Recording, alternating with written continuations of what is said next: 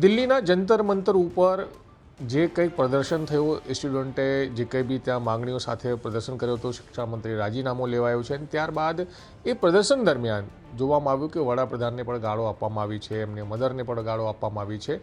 તો કોકરોચ જનતા પાર્ટી એવું કહી રહી છે કે દેશમાં ગાળો આપવી અપરાધ નથી. એ વાતને લઈને સુરતમાં રહેતા સમાજસેવક પણ છે, ભાજપા સમર્થક પણ છે, શિવમ મિશ્રા, તેઓ દ્વારા સંસદીય જે સચિવ છે એમને એક પત્ર લખવામાં આવ્યું છે. શું પત્ર છે, શું લખાયું છે, શિવમ મિશ્રા અમારી સાથે એમની સાથે વાત કરીશું. શિવમ, શું પત્રમાં લખાયું છે, શું કહેવાયું છે?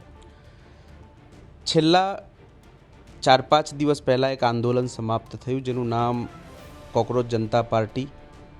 કોકરોચ જનતા પાર્ટીએ એક આંદોલન કર્યું શિક્ષા નીતિઓ ઉપર, નીટ ઉપર, અને એ આંદોલન લગભગ 20-25 દિવસ ચાલ્યું. એ આંદોલન દરમિયાન આઈ થિંક 20-21 તારીખની વચ્ચે જ્યારે એમનું સંસદ કૂચનું ની પહેલ હતી, તે દરમિયાન ત્યાં અમુક અશ્લીલ છાત્રો કે જેમના દ્વારા દેશના વડાપ્રધાન, એમના માતાજી અને સાથે સાથે દેશના સર્વોચ્ચ અદાલત અને ઘણા બધા સામાજિક પદાધિકારીઓને સંબોધી અને અભદ્ર અને અશ્લીલ ગાળો આપવામાં આવી. અને એ ગાળો આપવા પછી સરકાર દ્વારા જે કંઈક પ્રતિક્રિયાઓ લેવામાં આવી, કેસો નોંધવામાં આવ્યા, ત્યારે કોકરોચ જનતા પાર્ટીના આધિકારિક પ્રવક્તાઓ દ્વારા એવું કહેવામાં આવ્યું કે ભાઈ દેશમાં ગાળો આપવી એ ક્યારથી અપરાધિક પ્રવૃત્તિ થઈ ગઈ. તો એના જવાબમાં કે હું પણ સમર્થન આપું છું કે જો આવી કંઈક વાત હોય તો છેલ્લા 2017થી લઈ 2023 દરમિયાન 17માં 5,700થી વધારે, 2022માં 67,000થી વધુ અને 2023માં 70,000થી વધુ SC/ST પ્રિવેન્શન લોને અંતર્ગત 57થી 60% જેટલા કેસો માત્ર જાતિસૂચક શબ્દોના ઉપયોગના આરોપના કારણે નોંધવામાં આવ્યા. અને એની સાથે સાથે SC/ST કમ્યુનિટીને કે જેમણે પણ આ કેસ કર્યો છે એમને કરોડો રૂપિયાનો મુઆવજો વળતર તરીકે આપવામાં આવ્યો.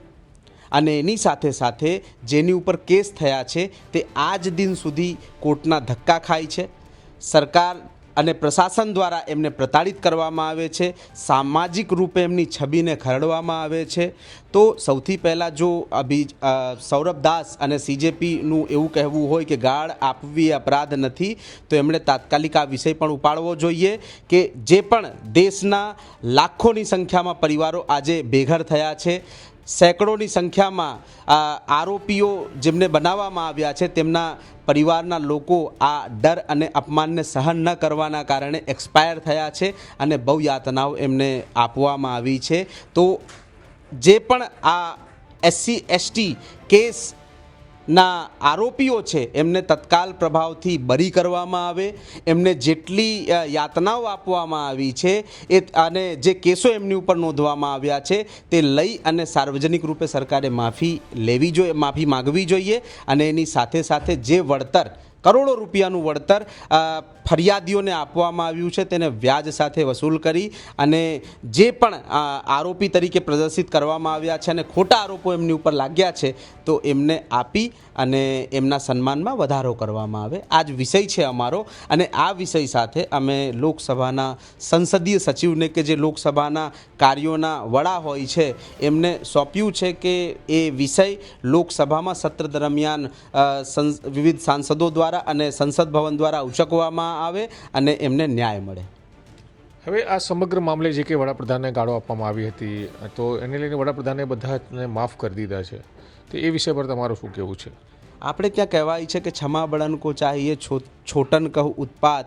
તો વડાપ્રધાન મોટા હૃદયના છે, એક સંવેદનશીલ વડાપ્રધાન છે, તો એમણે એમનું કર્તવ્ય માફી આપીને કર્યું છે. પણ દેશના એક નાગરિક તરીકે જો આપણે ટેક્સ આપતા હોઈએ તો આપણું પણ કર્તવ્ય બને છે કે અસામાજિક તત્વોને કોઈ પણ સંજોગમાં આપણે સાખી શકાય નહીં અને એમના મનોબળને વધારો આપી શકાય નહીં.